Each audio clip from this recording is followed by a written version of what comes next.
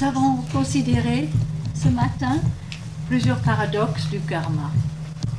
Peut-être pouvons-nous à présent rectifier quelques vues erronées assez courantes sur le karma et essayer de dire ce que le karma n'est pas.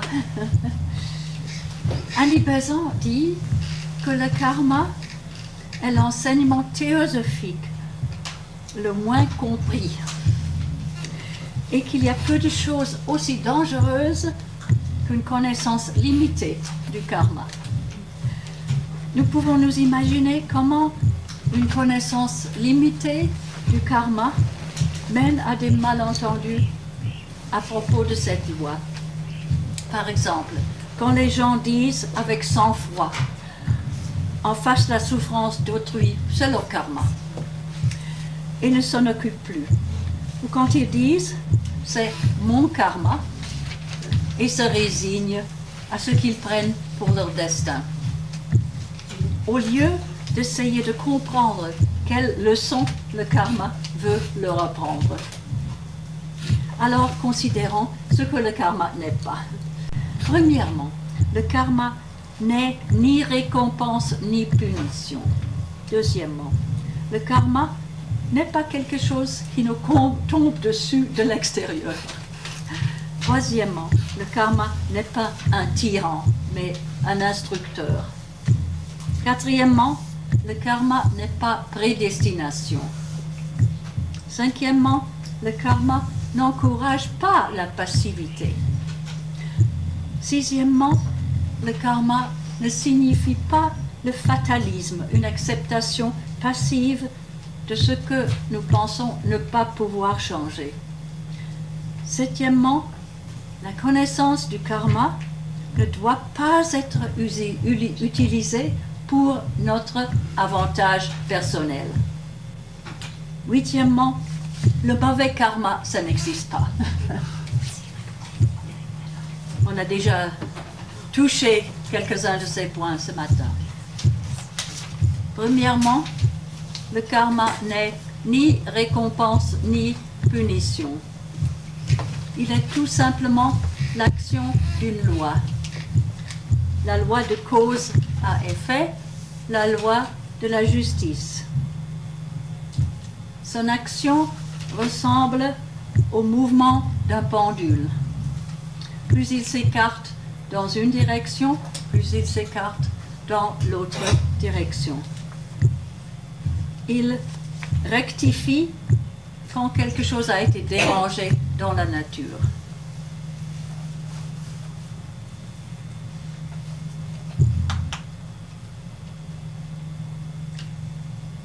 Évidemment, l'idée de récompense et punition implique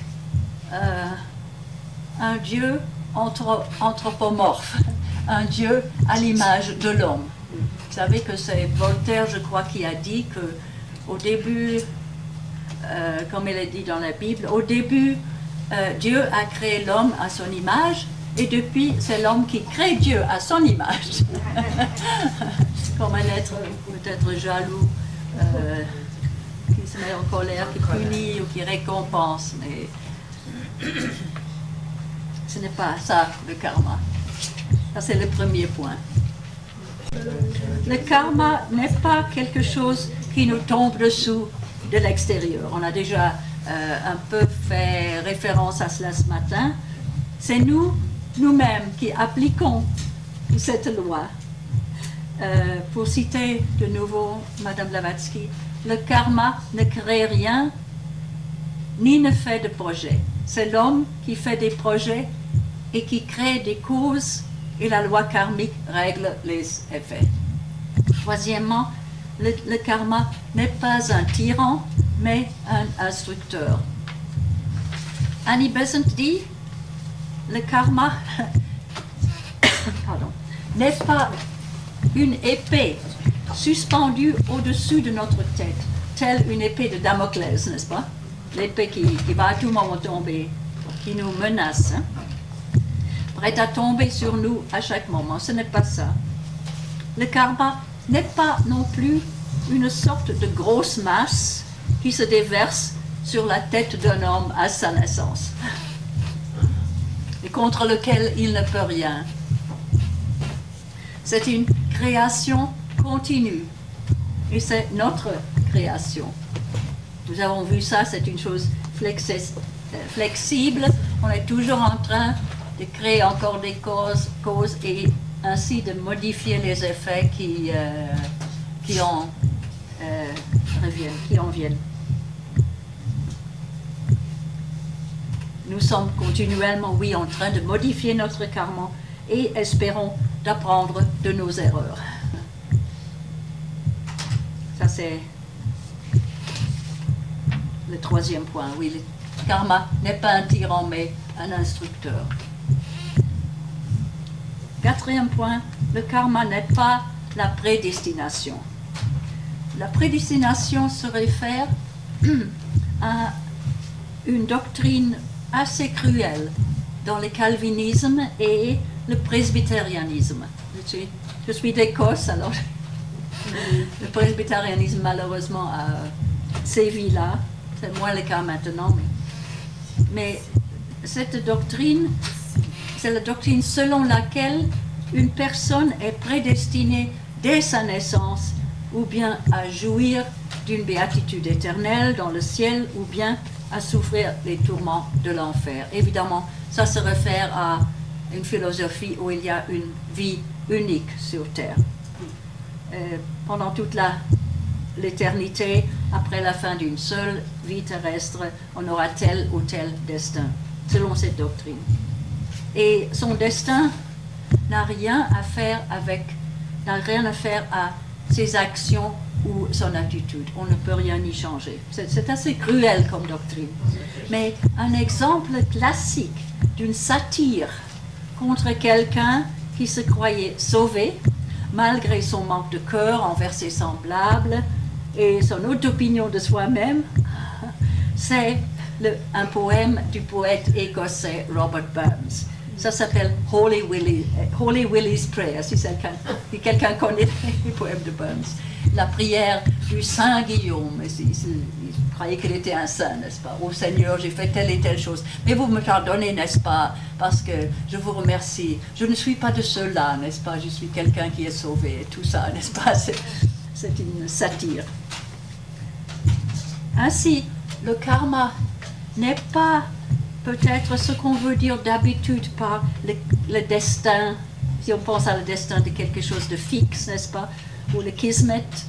Nous sommes continuellement en train de modifier notre karma passé, ainsi nous sommes libres et responsables.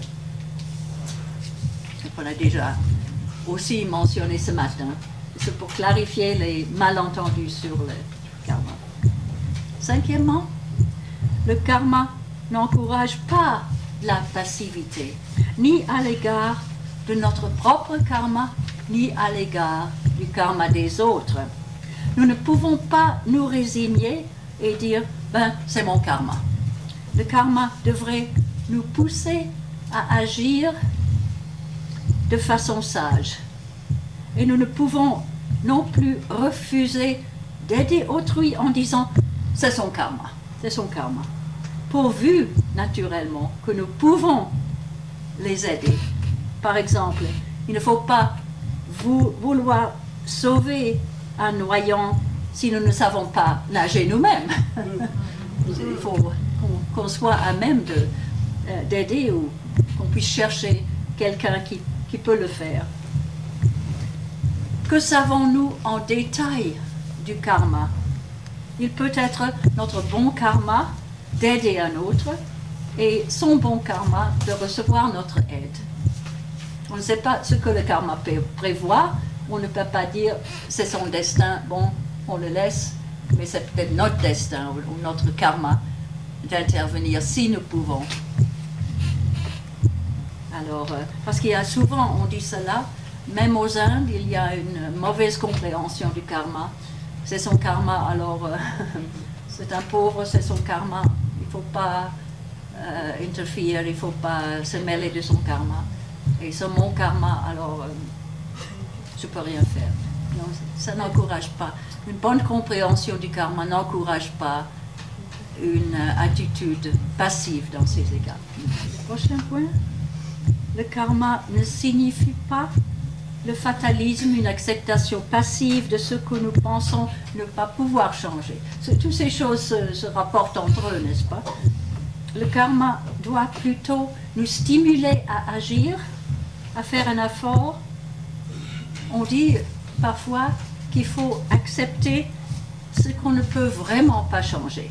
Si c'est quelque chose de funeste, si on ne peut pas le changer, il faut l'accepter. Mais on dit aussi qu'il faut changer ce que nous pouvons changer, si c'est nécessaire. Il y a cet dicton. Et on dit encore que la sagesse consiste à savoir ce qu'on peut changer et ce qu'on ne peut pas changer. C'est un rapport à ce qu'on a dit aussi. Par exemple, nous ne pouvons pas changer certains karmas qui viennent du passé, mais nous pouvons changer la façon dont nous l'abordons. Avec acceptation, optimisme, en faisant pour le mieux. Nous ne pouvons pas changer le passé, mais nous pouvons former l'avenir. L'avenir est entre nos mains. On dit aussi, sous ce rapport, si on... Je ne me connais pas en... comment est-ce qu'on dit les bateaux à voile, n'est-ce pas? Mais il paraît que quand on a un vent contraire, on peut tourner le voile de telle façon qu'on avance quand même, n'est-ce pas? Alors, il s'agirait par exemple de changer un peu notre attitude et peut-être pour une attitude plus optimiste et chercher ce qu'on peut apprendre. C'est l'attitude avec laquelle nous rencontrons ce qui vient sur nous. Septièmement, la connaissance du karma ne doit pas être utilisée pour notre avantage. Je vais faire ça parce que ça m'apportera un bon karma, n'est-ce pas?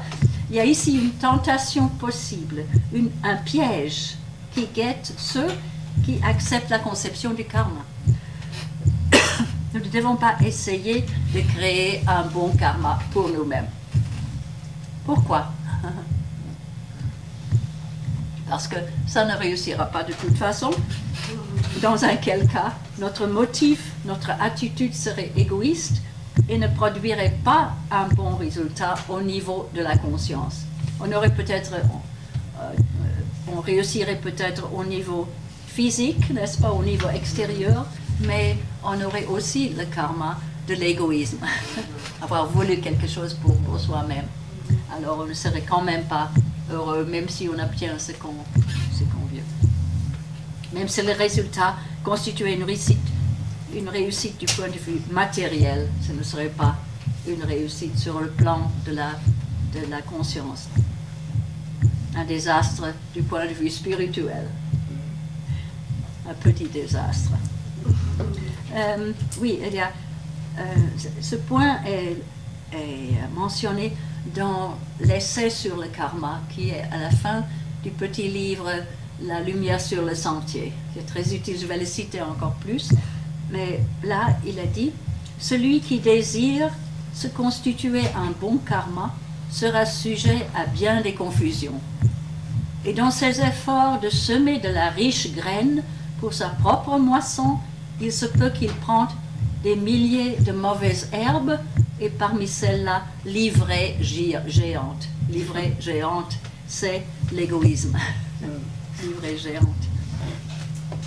Comment apprendre à ne pas être égoïste? En ne pas étant égoïste. En étant désintéressé. Ainsi, ne désire point semer de graines pour ta propre moisson, désire semer uniquement cette graine dont le fruit nourrira le monde. Mais là aussi, cela peut aussi être égoïste si nous pensons c'est moi qui aide le monde. C'est très complexe, n'est-ce pas? C'est intéressant de se surveiller un peu et de voir, oui, on fait une bonne action, c'est moi qui le fais, alors il faut en être conscient, je crois, de cette possibilité. Huitièmement, le mauvais karma n'existe pas. Tout karma est un bon karma. Ce karma peut être agréable ou très désagréable, mais il est juste, miséricordieux en fin de compte et instructif. Alors, les gens parlent, oh c'est mon mauvais karma. Non, c'est le karma désagréable, mais certainement utile si on peut s'y prendre. Malgré toutes les explications et toutes les clarifications que nous pouvons trouver, le karma reste mystérieux. Il y a beaucoup de questions qui restent sans réponse. Nous pouvons peut-être aborder alors une question qu'on pose souvent sans trouver une réponse satisfaisante. Il s'agit de la question « Qu'en est-il du karma des animaux ?» Dans le monde actuel, les animaux souffrent des privations et des tortures de toutes sortes. Par exemple, dans les fermes, qui sont de véritables camps de concentration. Ils sont enfermés, peu de place pour bouger, et tout cela, qui sont nourris pour devenir gras et servir de nourriture. Et dans les laboratoires, qui sont parfois comme des chambres à torture. Si les animaux se trouvent encore dans la nature, dans leur habitat naturel, ils peuvent quand même être victimes d'un piège ou poursuivis par des chasseurs, tués ou blessés, et leur habitat est constamment réduit, comme dans l'Amazonie et d'autres régions forestières où les arbres sont abattus en faveur de cultures qui rapportent du profit, ou pour vendre le bois, etc. Qu'ont fait les pauvres animaux innocents pour mériter un tel destin? Ils obéissent à la nature. S'ils combattent et s'ils tuent, c'est pour avoir à manger ou pour gagner un partenaire ou pour sauvegarder leur territoire. On dit parfois, mais les chats qui attrapent un animal et qui ne le tuent pas tout de suite mais qui jouent avec. J'ai entendu une explication possible, c'est que les chats imitent les humains. Je ne sais pas, les chats sont domestiqués. Enfin, comment alors justifier la souffrance imméritée des animaux? La suggestion suivante pourrait nous aider. Ça ne paraît pas si rapporté au début, mais on verra peut-être une explication possible. Madame Blavatsky fait remarquer dans la clé de la théosophie que la félicité, l'état de Devachan, l'existence céleste entre les vies terrestres, dont il est dit que la plupart des personnes jouissent tôt ou tard après la mort, est en partie, elle dit, le Devachan est en partie une compensation pour la souffrance imméritée. Mais on est tout étonné de lire cela. On avait supposé que grâce au karma, il n'y avait pas de souffrance imméritée. Je pense que cette remarque de HPB pourrait indiquer que le karma, qui est la justice, n'est pas seulement cause et effet dans l'ordre du temps, c'est-à-dire d'abord la cause dans le passé ou dans le présent et l'effet dans le présent ou dans l'avenir, mais peut ne pas être lié au temps linéaire que nous connaissons. Après tout, le temps comme nous le connaissons, selon la montre, selon le calendrier, c'est le temps linéaire. Après tout, ce temps appartient au plan physique seulement. N'est-ce pas? On en avait parlé l'autre jour, oui. Il y a le temps psychologique. Le temps, on sait que quand on est heureux, le temps passe beaucoup plus vite. Quand on est malheureux, ça va beaucoup plus lentement. Le temps psychologique, disons, et le temps dans nos rêves. Quand nous rêvons, nous pouvons faire toutes sortes d'expériences, toute une vie d'expériences, et nous avons dormi que peut-être quelques minutes seulement. Alors le temps n'est plus à ce niveau, le temps linéaire que nous connaissons sur le plan physique. Alors, ces espèces de temps-là sont différents, dont on fait l'expérience. Et le karma, la loi divine, se trouve dans ce sens, comme on a dit que c'est la loi une, la vie une, se trouve, pour ainsi dire, à un niveau plus élevé que le temps que nous connaissons et pénètre partout. Dans l'histoire de la manifestation, il a dit, à un certain moment, le temps commence à exister. Ainsi, nous ne pouvons peut-être pas chercher seulement dans le passé des explications, mais aussi chercher dans l'avenir la compensation, le redressement de la balance, la rectification de l'injustice qui a été perpétuée. Une telle compensation indique aussi que justice est faite. Ainsi, nous pouvons supposer que tôt ou tard, la justice triomphera. Dans le cas des animaux qui souffrent, et aussi dans le cas des humains qui souffrent terriblement. Ils recevront une compensation ou une récompense, peut-être aux dépenses de ceux qui les ont persécutés autrefois. Ainsi, ceux-ci, les êtres humains qui perpétuent la cruauté envers les animaux, mériteraient notre pitié à la longue autant que leurs victimes. Mais tout cela, c'est de la spéculation, quoiqu'il semble raisonnable. Et comme nous sommes à présent avec notre conscience actuelle, qui est limitée, je crois que nous ne comprendrons jamais le karma complètement. Mais cela nous aide peut-être à avoir une explication de l'injustice apparente. Il y a aussi la possibilité, on dit que ceux qui ont perpétué la cruauté souffriront pour redresser la balance et apprendront, nous espérons. Et peut-être que ceux qui ont été victimes de la cruauté, la balance sera redressée pour eux par les personnes qui ont perpétué la cruauté, autrement qu'ils les aideront. C'est aussi un aspect qui est plus inspirant, n'est-ce pas? Si quelqu'un a persécuté quelqu'un d'autre, mais à l'avenir, dans cette vie, dans une autre vie, cette personne aura la possibilité d'aider cette même personne. Alors comme ça, la balance sera redressée. Non seulement par la souffrance de son part, mais par le fait d'aider l'autre. Il y a cette idée d'être karmalessness, n'est-ce pas, d'être libre du karma, pour ainsi dire. Dans l'essai sur le karma, à la fin de La Lumière sur le Sentier, il a dit « Toi qui désires comprendre les lois du karma, tente premièrement de te libérer de ces lois, et tu ne pourras y arriver qu'en fixant ton attention sur ce que ces lois n'affectent pas. » On dit « vivre dans l'éternel ».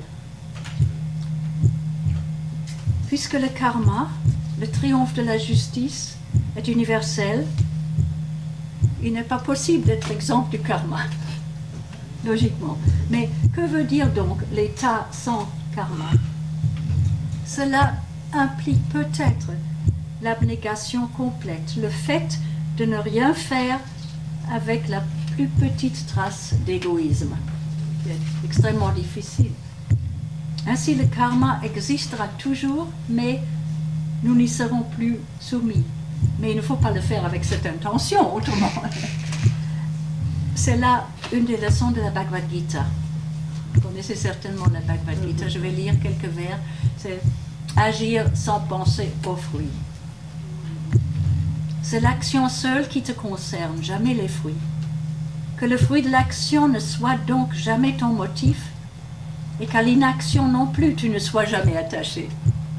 Il y a des gens qui s'abstiennent d'agir, mais il y a un karma de l'inaction, n'est-ce pas? On ne doit pas éviter les pratiques du sacrifice, de la charité et de l'austérité, comme, on dirait comme étude, méditation, service. Sacrifice, charité et austérité sont pour les sages les moyens de purification. Mais même ces actions doivent être accomplies en se libérant de tout attachement et du fruit au fils de Brita. Telle est ma conviction définie. Agir sans penser au fruit de l'action. Semer les graines, comme ça, les bonnes graines, et ne pas s'attendre à la récolte. Et il y a beaucoup de symboles et de métaphores qui pourraient nous aider à comprendre le karma. C'est peut-être un peu rafraîchissant d'y penser. Comprendre le karma autant au moins que nous, êtres humains, peuvent le comprendre. Puisque nous ne sommes pas encore au-delà du karma. Et on comprend le karma seulement quand on est libéré du karma, au-dessus, comme on a mentionné. Alors nous avons des explications simples, nous avons des symboles, des parallèles. Évidemment, les paroles de la Bible, ce qu'un homme aura semé, il le moissonnera aussi, et qui est complété d'une façon très belle dans la lumière d'Asie, par les paroles suivantes. Vous connaissez peut-être la lumière d'Asie, très beau. Ce que vous sèmerez, vous le récolterez. Voyez ces champs. Le sésame, c'est du sésame. Le blé, c'est du blé. Le silence et les ténèbres le savaient. Ainsi naît le destin d'un homme. Il vient en moissonnant ce qu'il a semé, du sésame, du blé, semé dans des vies passées, et aussi dans cette vie. Et tant de mauvaises herbes et de poisons qui les gâchent, lui et la terre souffrante. C'est aussi une image poétique, n'est-ce pas, qui explique. Et on trouve dans le Dhammapada, qui est un écrit bouddhiste, une comparaison simple et, je crois, très importante.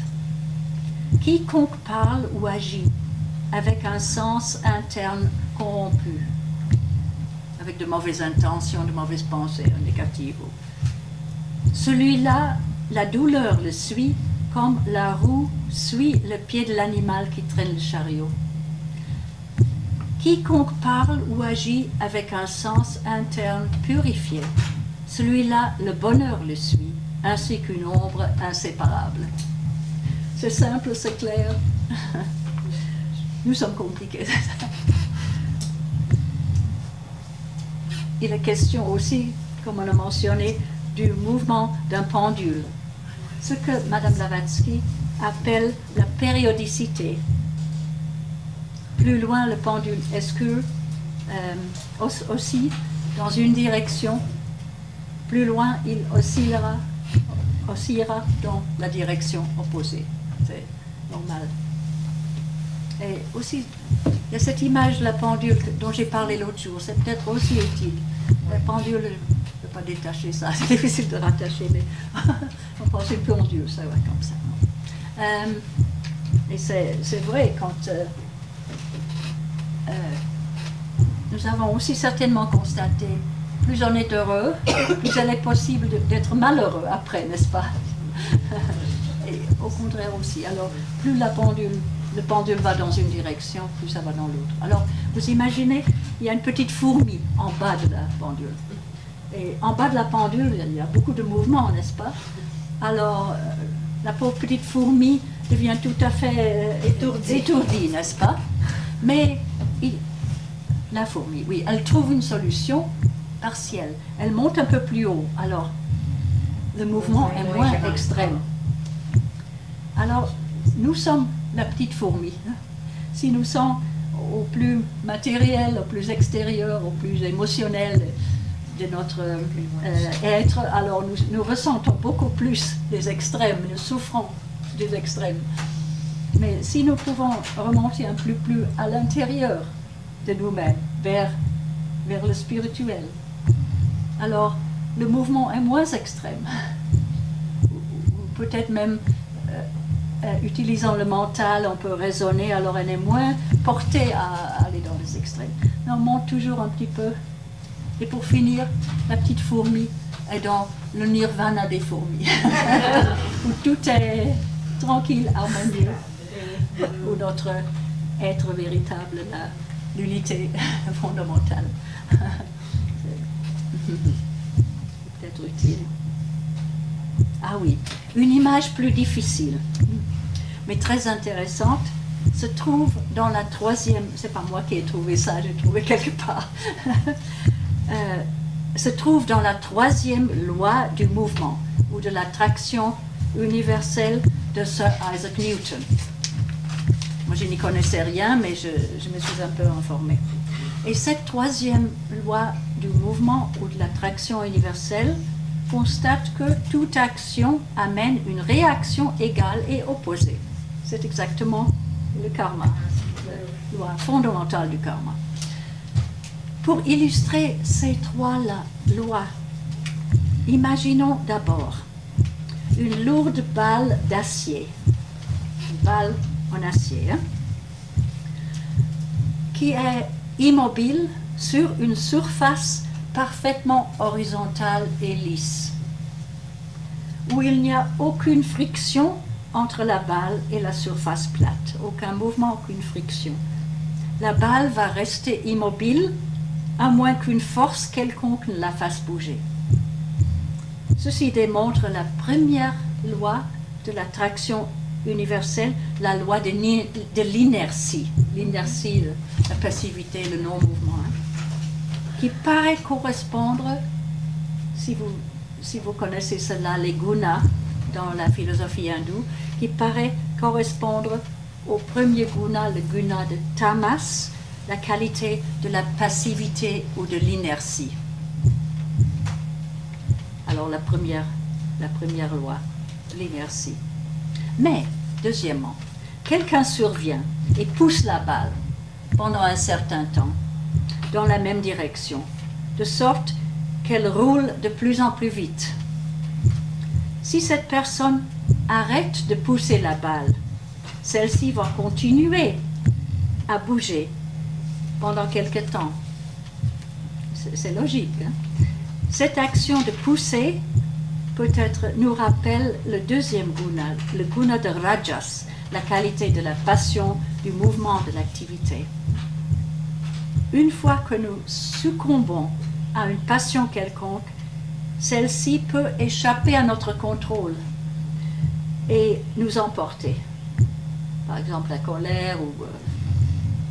Ceci peut nous rappeler les dictons. Il y a un dicton en anglais qui dit que d'abord, l'homme prend un boisson. Deuxièmement, la boisson prend un boisson. Troisièmement, la boisson prend l'homme. Quand quelqu'un devient ivrogne. Heureusement, c'est pas de l'alcool. L'homme prend un boisson, la boisson prend un boisson, et la boisson prend l'homme pour finir. Alors, ce mouvement qu'on a mis, qu'on a introduit. Et troisièmement, si celui qui a poussé la balle découvre qu'il s'est trompé et qu'il l'a poussée dans la fausse direction, il commencera à la pousser dans la direction opposée. Il devra utiliser une énergie, paraît-il, égale à celle qu'il a utilisée auparavant, avant qu'il ne puisse faire arrêter la balle, selon la physique, paraît-il. Cette troisième loi de l'attraction universelle constate que toute action amène une réaction égale et opposée, qui est une bonne définition du karma, fondamentale et simple. Et on dit, je ne sais pas si c'est encore le cas, mais au moment où cela a été écrit, que j'ai trouvé dans un livre, on disait que cette loi était encore à la base des calculs pour lancer des engins spatiaux dans le cosmos. C'est intéressant. Newton était un génie. Et cette loi démontre, comme j'ai dit, la loi du karma. On pourrait dire que cette troisième loi correspond au troisième guna, le guna de sattva, de l'harmonie. Le karma cherche à rétablir l'harmonie, comme nous avons dit. Et dans cet exemple, la force et la matière jouent un rôle. Nous pouvons dire qu'elles correspondent à l'esprit et à la conscience. D'une part, et à la matière d'autre part. La balle représente l'être humain. D'abord, il voit ce qu'il désire, comme la richesse ou le pouvoir. Il s'efforce de les obtenir, mais ils ne le satisfont pas. Alors il cesse de pousser la balle dans cette direction et il change la direction du mouvement. Évidemment, l'impulse qu'il a donné continue toujours un certain temps, il faut un effort. Oui, d'abord il rencontre, pour changer de direction, de grandes difficultés et peut-être de la souffrance. Alors, c'est intéressant, un peu difficile, mais c'est intéressant, comme pour illustrer un peu le karma, différents aspects. Annie Besant parle parfois de la loi du sacrifice.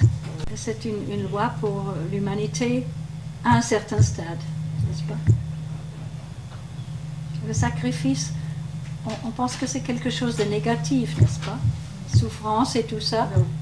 Mais le mot sacrifice, vous savez peut-être, ça vient de mots latins qui veulent dire rendre sacré. Consacrer, rendre sacré. Sacrifice. N'est-ce pas un athlète, par exemple, quelqu'un qui veut devenir athlète, se soumet à certains sacrifices. Il ne doit pas trop manger, il doit faire des exercices. Mais il le fait volontairement parce que c'est plus important d'être un bon danseur ou un bon athlète. Et oui, finalement, prenons une image très belle et très apte de l'essai sur le karma à la fin de La lumière sur le sentier. J'ai cité beaucoup ici. Ici, l'existence individuelle, l'existence de chacun de nous pendant notre vie et pendant nos nombreuses vies terrestres est comparée à une corde qui s'étend de l'infini à l'infini. N'étant pas susceptible d'être rompue et n'ayant ni commencement ni fin. Elle est formée d'innombrables fils fins, étroitement juxtaposés, tout près les uns des autres. Au commencement de la corde, ces fils n'ont pas de couleur et sont parfaitement droits, résistants et lisses. Mais la corde passe par toutes sortes d'endroits et subit d'étranges accidents. Un fil peut se prendre et rester accroché, ou bien il peut être violemment arraché de la corde, de sorte que pour un certain temps, il se trouve hors de place, et ainsi, l'ensemble des fils est en désordre. Ou bien un fil peut être souillé de boue ou taché de couleur, et la souillure atteint d'autres fils. Et ces fils sont vivants, comme des fils électriques ou des nerfs qui vibrent. Mais pour finir, ces longs cordons passent de l'ombre à la lumière du soleil, alors les fils ne sont plus incolores, mais dorés. Et ils sont de nouveau réunis et lisses. L'harmonie se rétablit entre eux. Le fil représente l'individu. La leçon, c'est que l'avenir n'est pas arbitrairement constitué par aucun des actes isolés du présent, mais que l'avenir tout entier se trouve dans une continuité suivie avec le présent, tout comme le présent se rapporte au passé. Qu'est-ce que cela nous enseigne? Le texte continue. Celui qui veut être délivré, donc de nouveau l'état sans karma, celui qui veut être délivré des entraves de karma doit hausser son individualité et la faire passer de l'ombre à la lumière. Il lui faut élever son existence de manière à ce que ses fils ne viennent point au contact de substances qui souillent, qu'il ne demeure point accroché, risquant ainsi d'être tordu. Il s'élève simplement au-dessus de la région où le karma opère. Il ne quitte pas pour cela l'existence qu'il expérimente. Le sol peut être rude et malpropre, ou couvert de riches fleurs dont le pollen tache, et de douces substances qui s'attachent à lui et deviennent des liens. Mais là-haut, il y a toujours le grand ciel. Celui qui désire être sans karma doit chercher sa demeure dans l'air. On dit parfois vivre dans l'éternel. En même temps, ne désire point semer de graines pour ta propre moisson. On a déjà mentionné. On peut lire cela dans le petit livre La lumière sur le sentier, ou à la fin de ce livre. C'est aussi peut-être utile.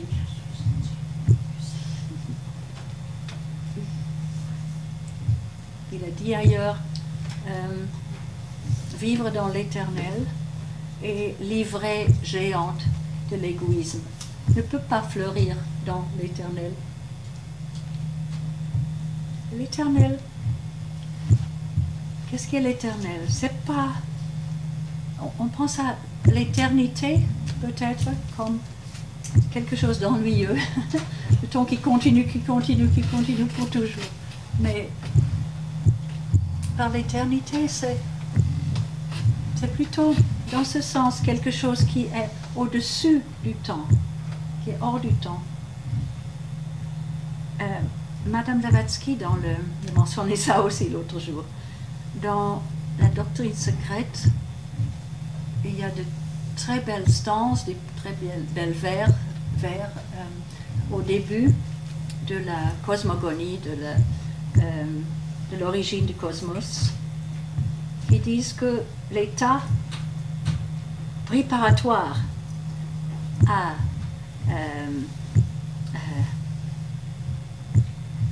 la manifestation du cosmos. À ce moment-là, il n'y avait pas de temps. Le temps n'existait pas encore. Il y avait la durée. Elle appelle la durée. Ce que nous appellerions probablement l'éternité. Mais c'est un autre état. C'est pas, comme je dis, c'est pas un temps qui continue, qui devient... on s'ennuie, n'est-ce pas?